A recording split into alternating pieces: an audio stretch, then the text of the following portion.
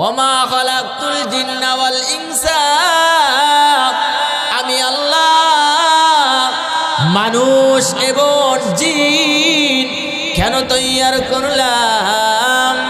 আমি আল্লাহ রাব্বুল আলামিন দুনিয়াদারি করার জন্য তৈয়ার করি নাই, দুনিয়ায় সময় নষ্ট করার জন্য করি নাই, সংসার করার জন্য তৈয়ার করি নাই।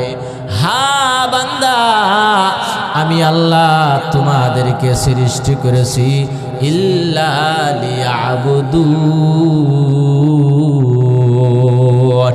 আমি আল্লাহ বান্দা তোকে ইবাদতের জন্য বানাইলাম। কিসের জন্য বলেন? ইবাদতের জন্য বানাইলাম। বান্দা তুই ব্যবসা করবি, আমি আল্লাহ এই ব্যবসাটাও ইবাদত বলে গণ্য করে নিব। বান্দা তুমি সংসার করবা, আমি আল্লাহ